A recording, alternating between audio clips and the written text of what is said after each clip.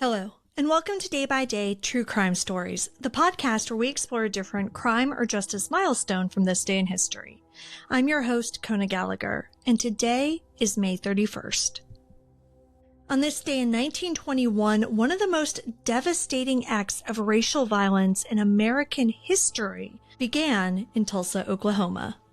Over the course of 2 days, a prosperous black community known as Greenwood was destroyed by a white mob, resulting in the deaths of an estimated 100 to 300 black residents and leaving thousands homeless. Today, we'll walk through the rise of Greenwood, the spark that ignited the violence, the attack itself, and the lasting impact that continues to shape our understanding of racial justice in America. Let's get started.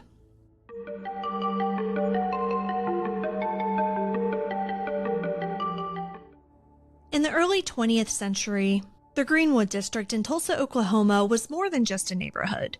It was a symbol of what Black resilience and determination could achieve in a deeply segregated America. This thriving community, affectionately known as Black Wall Street, was built by Black families who carved out lives of dignity and prosperity in the face of systemic oppression. It all began with a visionary entrepreneur named O.W. Gurley. In 1906, he purchased 40 acres of land and sold plots exclusively to Black settlers. From these humble beginnings, Greenwood blossomed into a self-sufficient community that was filled with businesses, churches, schools, and cultural institutions. By 1921, it was home to about 10,000 residents and over 600 Black-owned businesses, including the elegant Stratford Hotel and the Dreamland Theater. Greenwood even had 2 Black newspapers that chronicled community life and championed civil rights. The district was a place where Black wealth and culture could flourish, not despite segregation, but because of it. While Jim Crow laws barred them from white-owned establishments, Black Tulsans reinvested in their own community, creating a vibrant local economy.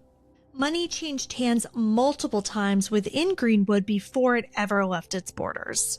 Yet beneath the surface, resentment simmered.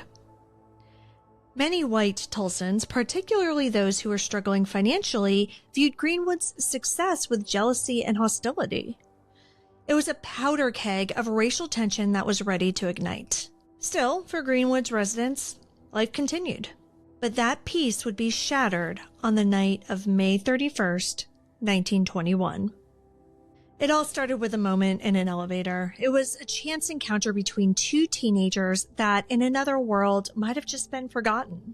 But in Jim Crow Tulsa, it became the spark for a catastrophe. On May 30th, 1921, 19-year-old Dick Rowland, a Black shoe shiner, entered the Drexel building to use the elevator, which was being operated by 17-year-old Sarah Page, a white girl. The details are hazy, but some accounts suggest that Rowland may have tripped and instinctively reached out, startling Page, who let out a scream. A white clerk overheard and called the police. Rowland fled, knowing the danger that he faced as a Black man accused of assaulting a white woman. He was arrested the next morning, but the story had already taken on a life of its own. That afternoon, the Tulsa Tribune ran an inflammatory article with the headline, "Nab Negro for Attacking Girl in an Elevator." Adding fuel to the fire was a rumored editorial, now lost, that was titled, "To Lynch Negro Tonight." By evening, a white mob had gathered outside the courthouse where Rowland was held. Rumors swirled that he would be lynched. But Sheriff Willard McCullough, to his credit, refused to hand him over. He even barricaded himself and his deputies inside to protect Rowland. Soon, word about all of this reached Greenwood. These people knew what a lynch mob meant. Determined to prevent another tragedy, around 25 armed Black men went to the courthouse to offer protection. Their offer was declined, but they decided to stay nearby. But as the mob swelled, tensions escalated. A larger group of armed Black men returned to the courthouse, determined to stand their ground. Arguments broke out, and somebody fired a shot, but no one knows who. But once that happened, the air exploded into gunfire. That single gunshot sparked an eruption of violence that would forever change Tulsa. In the early hours of June 1st, 1921, Greenwood was transformed into a war zone. Armed white mobs, some deputized and even instructed to, quote, get a gun and get a racial slur, stormed into the district. Eyewitnesses later described scenes of homes and businesses torched, residents gunned down in the streets, and chaos as far as the eye could see. Shockingly, private airplanes were flying low over Greenwood, dropping firebombs and providing reconnaissance for attackers on the ground. Families fled in all directions, some carrying children or elderly relatives, dodging bullets and fires. Those who tried to defend themselves were disarmed and arrested, while their attackers looted and destroyed homes, churches, and businesses. By the time the fires burned out, 35 square blocks of Greenwood lay in ruins. Over 1,200 homes were destroyed. Landmarks like the Stratford Hotel and the Dreamland Theater were reduced to ash. The death toll remains uncertain. Officially, it's listed as 36, but historians now estimate that between 1 and 300 Black Tulsans were killed. Many victims were buried in unmarked graves, with their stories silenced for generations. In the days that followed, thousands of survivors were rounded up and held in internment camps. They could only leave if a white employer vouched for them. Insurance companies refused to pay claims, citing riot clauses. Families were left homeless and destitute, and no white person was ever prosecuted. Eventually, Dick Rowland was released and Sarah Page disappeared from public view.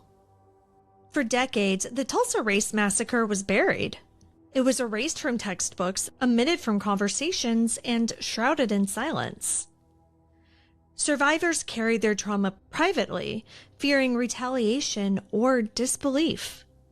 But over time, advocates and historians began to unearth the truth. In 1996, the state of Oklahoma created a commission to investigate. Its report, released in 2001, confirmed what survivors had always known. This wasn't a riot. It was a deliberated, coordinated attack on a thriving Black community. Calls for reparations and justice followed, but progress was slow.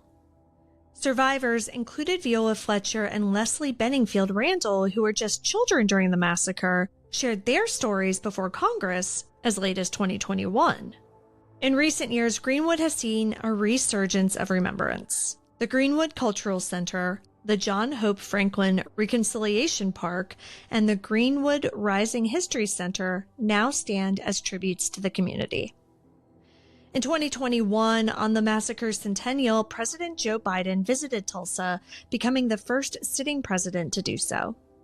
In a speech, he acknowledged the government's role in failing to protect its citizens. Though Greenwood's scars remain, so does its spirit. The Tulsa Race Massacre is no longer hidden. It happened, and the story of the people who flourished only to have everything taken away from them deserves to be told. Thank you for joining me on today's episode of Day by Day True Crime Stories. If you found today's story compelling, please subscribe, rate, and review the podcast. It'll help us grow.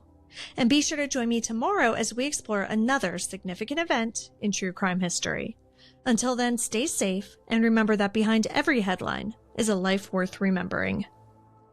Day by Day True Crime Stories is a Little Monster production. Hey, you get to